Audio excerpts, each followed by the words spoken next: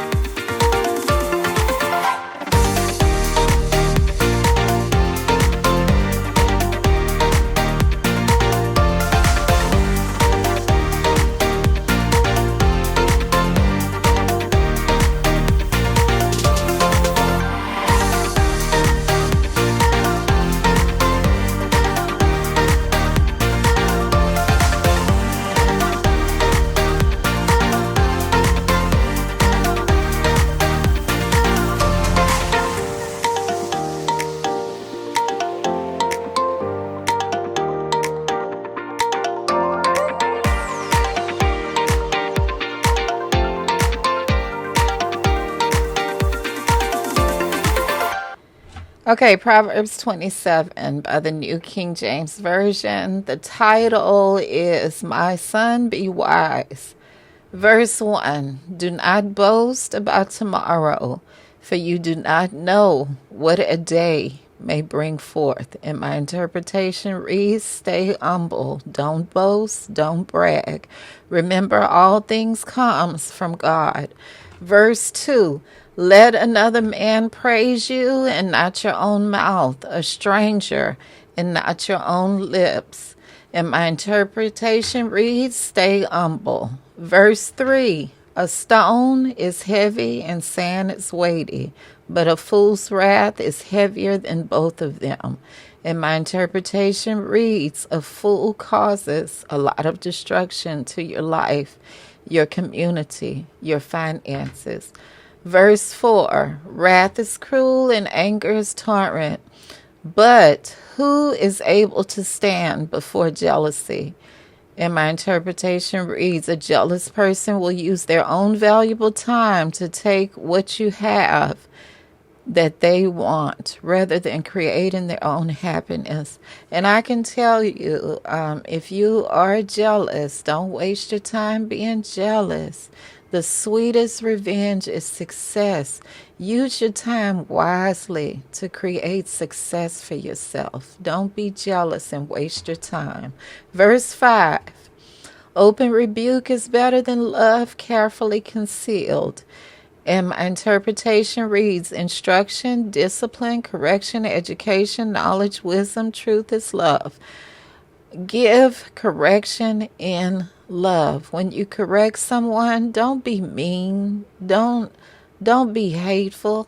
Correct in love. Okay, verse 6. Faithful are the wounds of the friend, but the kisses of the enemy are deceitful. And my interpretation reads, this is about correction.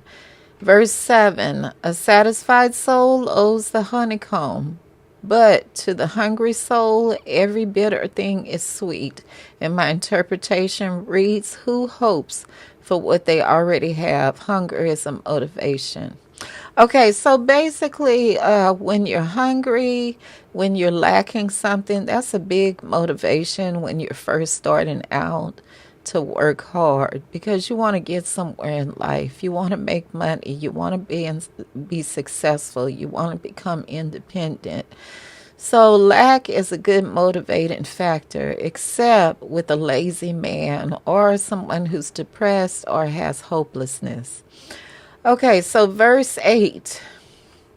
Like a bird that wanders from its nest is a man who wanders from his place. And my interpretation reads, they both leave to work and then return home.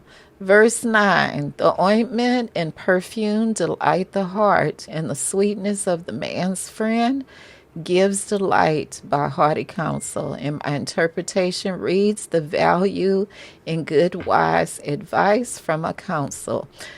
Verse 10, do not forsake your friend or your father's friend, nor go to your brother's house in the day of your calamity. Better is a neighbor nearby than a brother far away. And my interpretation reads, don't burn bridges because you never know who will help you. Verse 11 reads, my son, be wise and make my heart glad, that I may answer him who approaches me. And my interpretation reads, this is of a proud parent. And verse 12 reads, a prudent man foresees evil and hides himself. The simple pass on and are punished. And my interpretation reads, if I see danger, I flee. Watch your surroundings. Stay away from danger, if at all possible. Verse 13, take the garment of him who is surety for a stranger and hold it as a pledge when he is surety for a seductress. So my interpretation reads, the cosigner owes the debt, not the borrower. Verse 14, he who blesses his friend with a loud voice, rising early in the morning, it will be counted a curse to him. My interpretation reads, don't brag about a blessing to people because others are jealous.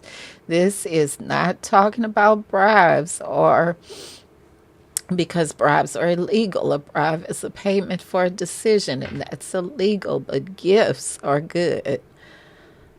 Okay, verse 15 through 16 read, a continual dripping on the very rainy day and a contentious woman are alike. Whatever restrains her restrains the wind and grasps oil with his right hand. And my interpretation reads, a contentious woman is a woman that argues a lot. Verse 17, as iron sharpens iron, so man sharpens the countenance of his friend. And my interpretation reads, an honest friend makes you a better person. And verse 18 reads, whosoever keeps the fig tree will eat its fruit. So he who waits on his master will be honored. And my interpretation reads, waiting on the Lord, it's like waiting for a tree to bear fruit. Verse 19, as in the water, face reflects face, so a man's heart reveals the man. My interpretation reads, what a man loves, so he is.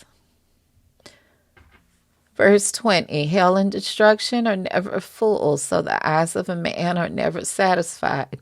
My interpretation reads, man continues to want what he sees. Verse 21, the refining pot is silver and the furnace is for gold, and a man is valued by what others say of him. This verse is talking about your reputation. Verse 22, though you grind a fool in mortar and a pestle along with crushed grain, yet his foolishness will not depart from him. In this verse, I noted it means no matter how many times a fool is punished, he will not depart from evil.